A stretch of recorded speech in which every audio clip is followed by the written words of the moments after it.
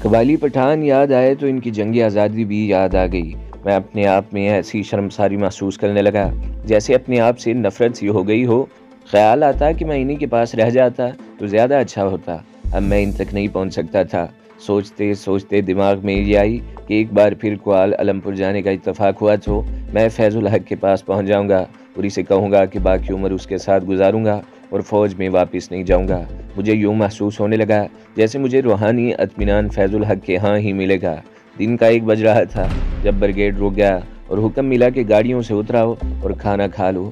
میرے خیالات کا تسلسل ٹوٹ گیا، میرے اندر کی کشمکش کچھ نرم پڑ گئی۔ کھانے کا نام سنا تو بھوک محسوس ہونے لگی۔ ہم گاڑیوں سے اتر ہی رہے تھے کہ اچانک ہمارے درمیان اور پیچھے اور ہر طرف توپوں کے گولے پھٹنے لگے۔ جاپانیوں نے ہمارا راستہ روک لیا تھا۔ ان کے توپ خانے بے پناہ گولہ باری کر رہے تھے۔ ہم سب بھاگم بھاگ جہاں آڑ ملی وہاں جا چھپے۔ تھوڑی دیر بعد ہمارے بریگیڈ کا توپ خانہ ایکشن میں آ گیا اور ادھر سے بھی گولہ باری شروع ہو گئی۔ مجھے بڑ کی قسم کا ایک درخت نظر آیا جس کا تنا بہت ہی پھیلا ہوا تھا۔ میں دوڑ کر اس درخت کے تنے کی اوٹ میں ہو گیا۔ میں نے دونوں کانوں میں انگلیاں ٹھونس لیں۔ توپ کے گولے کا دھماکہ کوئی غیر فوجی برداشت نہیں کر سکتا۔ اس سے کانوں کے پردے تو سن ہو ہی جاتے ہیں۔ مسلسل دھماکوں سے بعض فوجیوں کا دماغ جواب دے جاتا ہے اور وہ پاگل کی سی حرکتیں کرنے لگتے ہیں، لیکن ہماری بٹالین میں کوئی ایسا کیس نہ ہوا کیونکہ یہ بٹالین 2 سال سے یہ دھماکے برداشت کر رہی تھی اور اس کے افسر اور جوان اتنے پختہ ہو گئے تھے کہ اب یہ دھماکے ان کا کچھ نہیں بگاڑ سکتے تھے۔ میں نے اس گولہ باری میں جو کچھ دیکھا وہ آج تک نہیں بھولا اور مرتے دم تک نہیں بھول سکوں گا۔ ہماری بٹالین کی بی کمپنی کا ایک سکھ حوالدار ایک آڑ سے اٹھ کر معلوم نہیں کیوں ایک طرف کو دوڑ پڑا۔ شاید اسے کسی افسر نے بلایا ہوگا۔ وہ بھی راستے میں ہی تھا کہ توپ کا ایک گولہ اسے 3-4 قدم آگے اور دوسرا گولہ اس کے بالکل قریب پھٹا۔ ان دونوں گولوں کا اڑایا ہوا گرد و غبار صاف ہوا تو یوں پتہ چلا کہ جیسے سکھ ہوا میں تحلیل ہو گیا ہو۔ اس کے جسم کے 2 ٹکڑے دور دور تک جا گرے۔ میں فوجی تھا، وہاں ایسے کئی منظر دیکھے تھے، اس لیے اس سکھ حوالدار کے اڑ جانے کا بلکہ اس دنیا سے غائب ہو جانے کا میرے دل پر ذرا سا بھی اثر نہ ہوا۔ یوں معلوم ہوتا جیسے یہ دنیا، یہ زمین اور آسمان مسلسل ایک دھماکہ بن گئے ہوں۔ گرد و غبار اتنا کہ کچھ نظر نہیں آتا تھا۔ اپنے توپ خانے کے گولے سروں کے اوپر سے چیختے چلاتے گزر کر جا رہے تھے۔ ہمارے علاقے میں پھٹتے گولوں کے ٹکڑے اڑ رہے تھے۔ اس قدر بارود کی بدبو پھیل گئی اور اس قدر گرد نتھروں میں داخل ہونے لگی کہ دم گھٹتا محسوس ہو رہا تھا۔ مجھے کسی کے چیخنے چلانے اور دوڑنے کی آوازیں سنائی دینے لگیں۔ گرد و غبار میں سے ایک ہندو سپاہی دوڑتا نکلا اور میرے سامنے آ کر گر پڑا۔ مجھے تو یہ توقع تھی کہ یہ زخمی ہوگا، لیکن وہ زخمی نہیں تھا۔ وہ کانوں پر ہاتھ رکھے چیخ چلا رہا تھا۔ کبھی وہ کھڑا ہو جاتا اور کھڑے کھڑے زور سے گرتا اور تڑپنے لگتا۔ اگر وہ ذرا سا بھی زخمی ہوتا تو اس کی وردی مان سے سرخ ہوتی، لیکن وہ ذرا سا بھی زخمی نہیں تھا۔ دھماکوں نے اس کے دماغ پر اثر کر دیا تھا۔ میں نے اسے پکڑنے یا سنبھالنے کی یا اسے تسلی دلاسا دینے کی ذرا سے بھی کوشش نہ کی۔ وہ بھی جیسے میری موجودگی سے ناواقف تھا۔ 2-3 مرتبہ وہ بالکل میرے سامنے قریب آ کر گرا تو بھی اس نے میری طرف نہ دیکھا۔ آخر وہ اٹھا اور ایک طرف کو دوڑ پڑا۔ اسے شیل شاک کہتے ہیں۔ اگر یہ معمولی سا ہو تو متاثرہ شخص کچھ دیر بعد نارمل حالت میں آ جاتا ہے، لیکن یہ شدید ہو تو پھر نوبت مینٹل وارڈ میں داخل کرنے تک پہنچ جاتی ہے اور اکثر شدید کیس ٹھیک بھی نہیں ہوا کرتے۔ میں اس ہندو جوان کو جانتا تھا۔ یہ میری بٹالین کا پرانا سپاہی تھا۔ بعد میں پتہ چلا تھا کہ وہ لاپتہ ہی ہو گیا تھا۔ یہ کسی کو بھی معلوم نہیں تھا کہ وہ مارا گیا تھا یا اسے کیا ہوا تھا۔ میرا خیال ہے کہ وہ پاگل پن میں دوڑتا گیا اور کہیں دور جنگل بیابان میں نکل گیا ہوگا اور ادھر ہی مر گیا ہوگا یا درندوں کی خوراک بن گیا تھا۔ ہماری گاڑیاں سڑک کے کنارے کھڑی تھیں۔ 2 گاڑیاں تو بالکل ہی اڑ گئی تھیں اور 2-3 گاڑیوں کو آگ لگ گئی۔ ڈرائیوروں کو حکم ملا کہ گاڑیوں کو آگے لے جا کر بکھیر دیں۔ مطلب یہ تھا کہ گاڑیاں جاپانیوں کے گولے کی زد سے آگے لے جائیں۔ جاپانیوں نے جس شدت سے گولہ باری شروع کی تھی، اس کے فوراً بعد انفینٹری اور ٹینکوں سے حملہ کیا جاتا ہے۔ بریگیڈ کو آرڈر مل گیا کہ سب اپنی اپنی پوزیشن لے لیں چونکہ حملہ آ رہا ہے۔ کچھ دیر تک حملہ نہ آیا تو بریگیڈ کو حملہ کرنے کا حکم دے دیا گیا۔ گاڑیاں وہیں رہ گئی اور بریگیڈ نے ایڈوانس شروع کر دیا۔ توقع تو یہ تھی کہ ادھر سے جاپانی فوج آ رہی ہوگی، ادھر سے ہمارا بریگیڈ ایڈوانس کر رہا تھا اور بڑی شدید اور خونریز لڑائی لڑی جا رہی تھی، لیکن جاپانیوں کی طرف سے حملہ نہ آیا۔ اس کی بجائے ہمارا بریگیڈ جاپانیوں کے مورچوں تک جا پہنچا۔ تب جاپانیوں نے حملہ روکنے کی کوشش کی، لیکن جاپانیوں کے پاس اب اتنی جنگی طاقت نہیں تھی کہ وہ بریگیڈ کا حملہ روک سکتے۔ تھوڑی سی دیر بعد جاپانیوں کا توپ خانہ خاموش ہو گیا اور اس کی فوج کچھ تو ماری گئی اور باقی پسپا ہو گئی۔ ہماری بٹالین کو پیچھے رکھا گیا تھا، جسے ریئر گارڈ کہا جاتا ہے۔ آخر ہماری بٹالین کو بھی ایڈوانس کا حکم ملا۔ اب ہم پیدل جنگل میں جا رہے تھے۔ چھوٹے ہتھیاروں کی فائرنگ ہم سے بہت آگے ہو رہی تھی۔ 4-5 میل کا فاصلہ طے کر کے ہم ایسی جگہ پہنچ گئے جہاں ہر طرف جاپانیوں کی لاشیں بکھری پڑی تھیں۔ میں نے اپنی بریگیڈ کی لاشیں نہیں دیکھی تھیں، البتہ مجھے یقین تھا کہ ہمارا بریگیڈ بھی اسی طرح اپنی لاشیں پیچھے چھوڑ آیا ہے۔ جاپانیوں کی گولہ باری تھی ہی قیامت خیز، جس میں سینکڑوں اموات متوقع تھیں۔ ہمیں وہیں رکنے کا حکم ملا۔ شام کے غالباً 4 بج رہے تھے۔ جنگ کی بھیانک اور ہولناک آوازیں اور دھماکے خاموش ہو چکے تھے۔ موت نہ جانے کتنی سو جانے لے کر چلی گئی تھی۔ وہ دن لڑائی کے بعد کی مختلف مصروفیات میں گزر گیا اور ہم نے رات آسمان تلے گزار دی۔ صبح ہوئی تو ہمیں ناشتہ دیا گیا۔ جب دن کی روشنی پھیلی تو ہم نے دیکھا کہ چند فرلانگ دور چھوٹی سی ایک بستی تھی۔ ایسی ہی 2 اور بستیاں کچھ دور نظر آ رہی تھیں۔ ہمیں پتہ چلا کہ جاپان کے جن ٹروپس نے مزاحمت کی تھی انہیں بالکل ختم کر دیا گیا ہے، اور جو جاپانی بچ گئے تھے وہ بھاگ گئے ہیں۔ جاپانیوں کا توپ خانہ دور تھا، اس لیے وہ اپنی توپیں لے گئے تھے۔ اس روز ہمارے کرنے کا کوئی کام نہیں تھا۔ میں نے اپنے کلرک دوست کو ساتھ لیا اور اس بستی میں چلا گیا جو قریب ہی نظر آ رہی تھی۔ یہ بستی اسی علاقے میں تھی جو ہماری بٹالین کی ذمہ داری میں تھی۔ میں نے اپنی بٹالین کے چند ایک جوان اس بستی میں جاتے اور کچھ جوان بستی میں سے نکلتے دیکھے۔ یہ سب لوٹ مار کے لیے وہاں گئے تھے، لیکن پتہ چلا کہ بستی خالی ہے اور یہاں کے رہنے والے مدت ہوئی یہاں سے بھاگ گئے تھے۔ میں اپنے ساتھی کے ساتھ ویسے ہی ٹہلتا بستی کے اندر چلا گیا۔ میری نیت لوٹ مار کی نہیں تھی۔ اپنی بٹالین کا ایک مسلمان لانس نائک ملا، جس نے بتایا کہ اس بستی میں جاپانی فوجیوں نے اپنا ہیڈ کوارٹر بنا رکھا تھا جو وہ خالی کر کے بھاگ گئے تھے۔ یہ 15-20 گھروں کی بستی تھی۔ مکان چھوٹے چھوٹے تھے اور معمولی قسم کے تھے، لیکن باہر سے صاف ستھرے لگتے تھے۔ بستی بالکل خاموش تھی۔ ہم دونوں دوست آہستہ آہستہ چلتے ایک گلی میں جا رہے تھے۔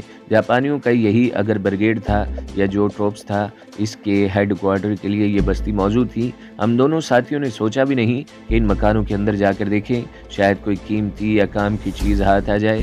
ہم ایک مکان کے سامنے سے گزرے، اس کا باہر والا دروازہ کھلا تھا۔ ہم نے اندر ایک لاش پڑی دیکھی جو کسی فوجی کی نہیں تھی۔ ہم رک گئے اور اس گھر کے دروازے میں جا کھڑے ہوئے۔ وہ ایک عورت کی لاش تھی جس کا خون فرش پر بہہ کر جم گیا تھا۔ عورت کا چہرہ صاف نظر آ رہا تھا۔ نقش و نگار سے وہ ملائی یا برمی لڑکی معلوم ہوتی تھی۔ وہ جوان لڑکی تھی۔ خون اس کے سر سے بہتا رہا تھا۔ گولی کا سوراخ کن پٹی پر صاف نظر آ رہا تھا۔ ہم سمجھ گئے کہ یہ کس طرح مری تھی۔ میں پہلے بتا چکا ہوں کہ جاپانیوں نے یہ ذلیل حرکت کی تھی کہ وہ جہاں بھی جاتے تھے وہاں کی نوجوان لڑکیوں کو اپنے ساتھ رکھ لیتے۔ یہ انہی لڑکیوں میں سے ایک ہوگی، اور جب جاپانیوں کو یہاں سے بھاگنا پڑا تو اس کی کن پٹی پر ریوالور یا رائفل رکھ کر گولی مار گئے۔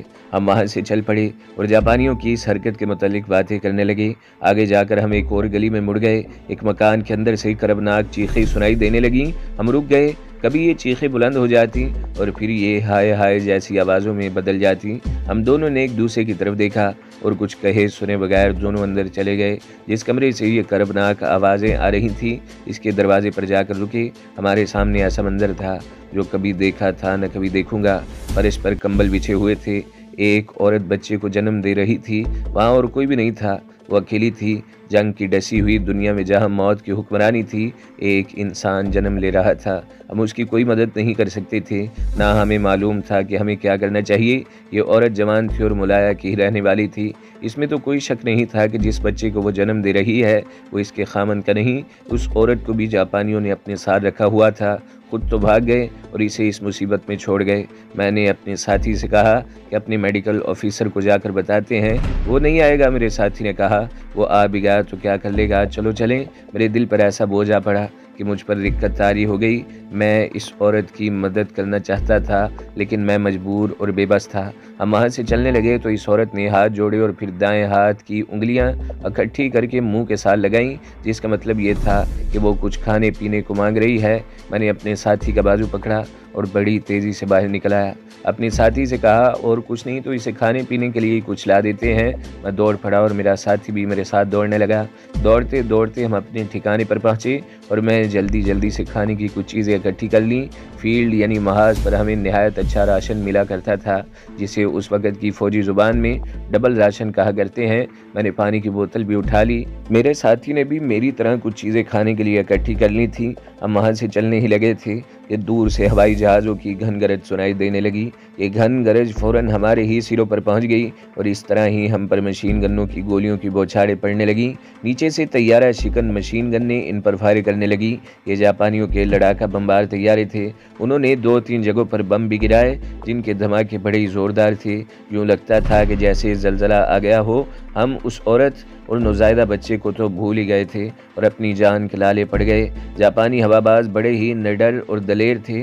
وہ اتنی کم بلندی پر آ کر مشین گن فائر کرتے تھے کہ یوں لگتا تھا یہ ہوائی جہاز درختوں سے ٹکرا جائیں گے۔ میں نے 4 ہوائی جہاز دھواں چھوڑتے ہوئے گرتے دیکھے۔ یہ ہوائی جہاز ہمارے بریگیڈ کا راستہ روکنے کے لیے بھیجے گئے تھے۔ میں گن نہیں سکا یہ ہوائی جہاز کتنے تھے، اتنا ہی کہہ سکتا ہوں کہ بے شمار تھے۔ دراصل جاپان کی ہائی کمانڈ آخری بازی لگا رہی تھی۔ میں آپ کو جاپانیوں کی دلیری کی دلچسپ بات سناتا ہوں۔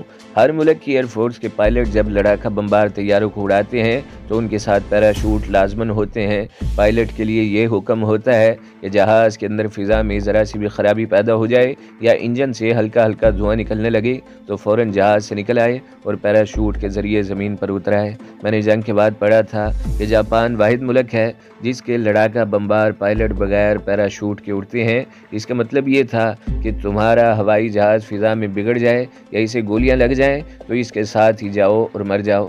یہ دلیری نہیں حماقت تھی۔ ہوائی جہاز کی نسبت پائلٹ کو زیادہ قیمتی سمجھا جاتا ہے کیونکہ ہوائی جہاز کو پائلٹ نے اڑانا ہوتا ہے اور اسی نے دشمن کو نقصان پہنچانا ہوتا ہے۔ اگر اپنے بگڑے ہوئے اور مجروح ہوائی جہاز سے پائلٹ نکل آئے گا اور زمین پر خیریت سے پہنچ جائے گا تو وہ دوسرا ہوائی جہاز لے کر فضا میں چلا جائے گا۔ ذرا غور کریں، ہوائی اڈے پر 1000 لڑاکا ہوائی جہاز تیار کھڑے ہوں اور پائلٹ ایک بھی نہ ہو تو یہ سارے ہوائی جہاز محض بیکار ہوں گے اور زمین پر کھڑے دشمن کا بڑا ہی آسان نشانہ بن جائیں گے۔ یہ تو ہم نے دیکھا تھا کہ جاپانی پائلٹ جب حملہ کرنے آتے تھے تو بہت ہی نیچے آ جاتے، جیسے انہیں اپنی جان کا ذرا سا بھی خیال نہ ہو۔ یہ بھی جاپان کی ایک کمزوری تھی کہ اس نے اپنے تجربہ کار پائلٹ ضائع کر دیے تھے۔ میں نے جنگ کے کچھ عرصہ بعد امریکہ کے ایک جنگی واقعہ نگار کی لکھی ہوئی کتاب پڑھی تھی جس میں اس نے لکھا تھا کہ جاپانی فائٹر بمبار پائلٹ بغیر پیراشوٹ کے اڑا کرتے تھے۔ میں نے اس بات کو صحیح تسلیم نہیں کیا تھا کیونکہ کوئی بھی ملک تجربہ کار ہوابازوں کو ایسے خطرے میں نہیں ڈال سکتا اور نہ ہی ڈالنا چاہتا ہے کہ اس کے ہواباز بغیر پیراشوٹ کے اڑیں۔ آخر جاپانی ایئر فورس کے ایک سابق لڑاکا پائلٹ سوبورو سوکائی کی لکھی ہوئی ایک کتاب پڑھی جس میں اس نے اپنے ملک کے اس احمقانہ اور ظالمانہ حکم پر کڑی نکتہ چینی کی تھی کہ ہوابازوں کو بغیر پیراشوٹ کے جنگی مشن پر بھیجا جاتا ہے۔ پھر مجھے یقین آ گیا۔ میں اس عورت کی بات کر رہا تھا جو جنگ کے محاذ پر بچے کو جنم دے رہی تھی۔ ہوائی حملہ ختم ہوا تو مجھے اس عورت کا خیال ہی نہیں رہا کیونکہ ہر طرف چیخو پکار اور بھاگ دوڑ ہو رہی تھی۔ ان حالات میں اس بستی میں نہیں جا سکتا تھا۔ فوجی کی حیثیت سے میرا فرض تھا کہ ادھر ادھر دیکھتا کہ اپنے ساتھی زخمی پڑے ہوں گے اور انہیں مدد کی ضرورت ہوگی اور انہیں اٹھا کر ایک جگہ اکٹھا کرنا ہے۔ اس غرض کے علاوہ میرے اندر کچھ جذبات بھی تھے جن کے تحت میں اپنے قریبی اور عزیز دوستوں کو دیکھنا چاہتا تھا۔ میں بھی ادھر ادھر دوڑنے بھاگنے لگا۔ وہاں تو ہر طرف خون ہی خون تھا، وہ جنگل تھا اور وہاں کوئی زمین دوست پناہ گاہ نہیں تھی۔ ہم نے درختوں کے نیچے پناہ لی تھی مگر درختوں کی شاخیں ہوائی جہازوں کی فائر کی ہوئی گولیوں کو نہیں روک سکتی تھی۔ مختصر یہ کہ ہماری بٹالین کو اچھا خاصا جانی نقصان پہنچا تھا۔ یہ تو جنگ کی قیامت خیزی تھی جس کی تفصیلات نہ ہی سناؤں تو اچھا ہے۔ میں آج اس وقت کو یاد کرتا ہوں تو میرے جسم پر کب کبھی طاری ہو جاتی ہے۔ مختصر بات یہ کہ ہم موت کے پروں کے نیچے زندگی گزار رہے تھے، انہی پروں کے نیچے ہمیں پناہ ملتی تھی اور اسی موت کے پنجے کسی بھی وقت جسے چاہتے دبوچ کر زندگی سے اٹھا کر اس جہان میں پھینک دیتے تھے جہاں سے کبھی کوئی واپس نہیں آیا۔ وہ رات آئی اور گزر گئی۔ اگلے روز دن کے پچھلے پہر ذرا مہلت ملی تو میں اسی ساتھی کو جو ایک روز پہلے میرے ساتھ بستی میں گیا تھا ساتھ لے کر بستی کی طرف چل پڑا۔ وہ بستی تو ہمیں کیمپ سے ہی نظر آ جاتی تھی لیکن اس روز نظر نہیں آ رہی تھی۔ ہم اپنے اس عارضی کیمپ سے نکل گئے تو ہمیں وہ بستی نظر نہ آئی۔ میں نے حیرت زدگی کے عالم میں اپنے ساتھی سے پوچھا کہ بستی کہاں گئی؟ میرا ساتھی ادھر ہی دیکھ رہا تھا جدھر بستی تھی۔ کچھ اور آگے گئے تو بستی نظر آ گئی لیکن اب وہ مکان نہیں تھے بلکہ کھنڈر تھے۔ چند ایک دیواریں کھڑی نظر آ رہی تھیں، باقی سب ملبے کے ڈھیر تھے۔ ہم سمجھ گئے کہ جاپانی ہوا بازوں نے بستی پر بم گرائے ہیں۔ یہ دیکھتے ہوئے کہ بستی میں اب کچھ نہیں رہا، ہم دونوں ساتھی کھانے کی چیزیں اور پانی کی 2 بوتلیں اٹھائے بستی کی طرف چلتے ہی گئے اور اس طرف گئے جہاں اس عورت کا گھر تھا۔ اس طرف کوئی 1-2 مکان سلامت کھڑے تھے، باقی گر پڑے تھے۔ اس مکان والی گلی میں ملبہ بکھرا ہوا تھا جس پر سنبھل کر چلتے ہم اس عورت کے مکان تک پہنچ گئے لیکن اس مکان کا بھی کھنڈر رہ گیا تھا۔ گلی کی طرف والی دیوار کھڑی تھی، اس میں دروازہ بھی محفوظ تھا اور کھلا ہوا تھا۔ اس میں سے دیکھا مکان کا باقی حصہ تباہ ہو چکا تھا۔ ہم دونوں ملبے پر چڑھ گئے اور صحن میں دیکھا۔ ایک تو وہ منظر دیکھا تھا کہ تنہا عورت بچے کو جنم دے رہی تھی جسے دیکھ کر مجھ پر نیم غشی کی کیفیت طاری ہو گئی تھی، لیکن اب صحن میں جو مجھے منظر نظر آیا وہ معلوم نہیں میں نے کس طرح برداشت کیا۔ نوزائیدہ بچے کا ذرا جتنا ایک بازو کندھا اور سارے صحن میں پڑے ہوئے تھے، اس کا جسم کا باقی حصہ پتہ نہیں کہاں غائب ہو گیا تھا۔ اس کے قریب اس بدقسمت بچے کی ماں کا جسم اس حالت میں پڑا ہوا تھا کہ اس کا پیٹ اور سینہ بالکل ہی پھٹ گئے تھے اور اس کے اندر کچھ بھی نہیں رہا تھا۔ اچھا ہوا میں نے اس طرح کہا کہ جیسے اپنے آپ کے ساتھ بات کی ہو، اللہ کو ان پر رحم آ گیا اور انہیں دنیا سے اٹھا لیا۔ میرے ہاتھ میں کھانے کا جو سامان تھا وہ اسی صحن میں پھینک دیا اور پانی کی بوتل جو میں اس بچے کی ماں کے لیے لایا تھا وہ بھی پھینک دی۔ میرے دوست نے بھی ایسے ہی کیا اور ہم دونوں سر جھکائے ہوئے ملبے سے اترے اور پھر بستی میں سے نکل آئے۔ کچھ دور تک ہم نے ایک دوسرے کے ساتھ کوئی بات نہ کی۔ یہ ہے جنگ، میرے ساتھی نے کہا۔ ہم تو فوجی ہیں، مرنے کے لیے ہی محاذ پر آئے ہیں، لیکن سوچو یار ان معصوموں کو کن گناہ کی سزا ملی ہے۔ میں کچھ اور سوچ رہا ہوں، میں نے کہا۔ یہ خطہ نہ انگریزوں کا ہے، نہ امریکیوں کا اور نہ جاپانیوں کا، لیکن وہ اس خطے پر یہاں کر لڑ رہے ہیں اور معصوم جانیں تباہ ہو رہی ہیں۔ کیا تم سمجھتے ہو کہ یہ کیوں لڑ رہے ہیں؟ صرف اس لیے کہ کوئی ماں بچے کو جنم دے تو وہ ان کا غلام ہو جن کے پاس ایک دوسرے کو قتل کرنے کی طاقت ہے۔ یہ جنگ کی ہولناک کے 2-3 بھیانک واقعات ہیں جو آپ کو سنائے ہیں۔ میں نے محاذ پر جو منظر دیکھے، اگر وہ سب سناؤں تو آپ کے اعصاب جواب دے جائیں۔ ذرا تصور میں لائیں کہ آپ کا ایک دوست تھا جو رات کو آپ کے ساتھ تاش کھیل رہا تھا اور آپ سب ہنس کھیل رہے تھے۔ ہنستے کھیلتے آپ سو جاتے ہیں اور آپ کا دوست اگلے روز ایک ڈیوٹی پر بھیجا جاتا ہے۔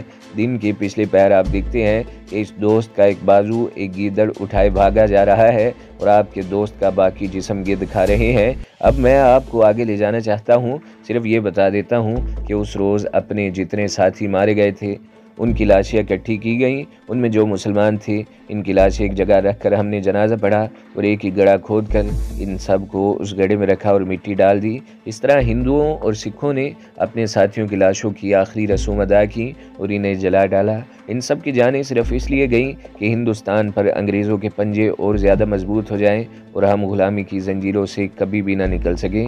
اس روز بہت سے امریکہ اور برطانیہ کے بمبار ہوائی جہاز سروں کے اوپر سے گزر گئے۔ وہ جاپانیوں پر جوابی ہوائی حملہ کرنے جا رہے تھے۔ ہمارا بریگیڈ وہاں سے ایڈوانس کر گیا۔ ہمیں بہت دور کے دھماکے سنائی دینے لگے۔ یہ بمبار طیارے بم گرا رہے تھے۔ کم و بیش 2 گھنٹوں بعد بمبار طیارے واپس آئے اور ہمارے سروں کے اوپر سے گزر گئے۔ ایک روز ہم کوالالمپور میں داخل ہو گئے۔ میں زیادہ تفصیلات میں نہیں جاؤں گا، اتنا ہی بتانا کافی ہوگا کہ جاپانیوں نے کوالالمپور کا دفاع کرنے کی کوشش کی، لیکن دفاع اس قدر کمزور تھا کہ وہ 2 دن بھی نہ ٹھہر سکے اور شہر خالی کر گئے۔ یہاں میں ایک واقعہ سنانا ضروری سمجھتا ہوں۔ ہماری بٹالین میں ایک لانس نائک ہوا کرتا تھا جو گجرات شہر کا یا اس شہر کے ساتھ والے کسی گاؤں کا رہنے والا تھا۔ ایک حوالدار بھی تھا جو اس کا رشتہ دار تھا۔ اس لانس نائک کی شادی برما فرنٹ پر جانے سے 1 یا 1.5 سال پہلے ہوئی تھی۔ اس کا رشتہ دار حوالدار ہمیں سنایا کرتا تھا کہ یہ لانس نائک ایسا رن مرید ہے کہ اس نے اپنے ماں باپ کے ساتھ بدتمیزی شروع کر دی۔ لڑکی بڑی چالاک اور بدنیت تھی۔ اس نے اس شخص پر ایسا قبضہ کیا کہ اسے مال غنیمت کے طور پر اپنے والدین کے حوالے کر دیا۔ لڑکی کے والدین نے لڑکے پر صرف قبضہ ہی نہ کیا بلکہ اس کے دماغ میں اس کے والدین کے خلاف باتیں ڈالتے رہتے اور وہ بغیر تحقیقات کے جا کر اپنے والدین کی بے عزتی کرتا۔ اس کی بیوی نے اس کے والدین کو اپنا نوکر سمجھ لیا۔ گھر میں اس لڑکی کی بادشاہی بن گئی۔ گھر میں وہی ہوتا تھا جو یہ لڑکی چاہتی تھی۔ یہ لانس نائک جب چھٹی جاتا تو اس کی بیوی اس کے پاس آتی تھی، ورنہ وہ اپنے ماں باپ کے گھر رہتی تھی۔ جب چاہتی سسرال میں آ جاتی اور وہاں اپنا حکم چلاتی اور ان بوڑھوں کی بے عزتی کرتی، اور پھر جب چاہتی اپنے ماں باپ کے پاس چلی جاتی تھی۔ تو دوستو، اگلی قسط سننے کے لیے ہمارے چینل کو ضرور سبسکرائب کریں، ویڈیو کو لائک کریں اور بیل کے آئیکن پر بھی کلک کر دیں تاکہ ہر جو آنے والی ویڈیوز ہیں وہ آپ کو سب سے پہلے ملتی رہیں۔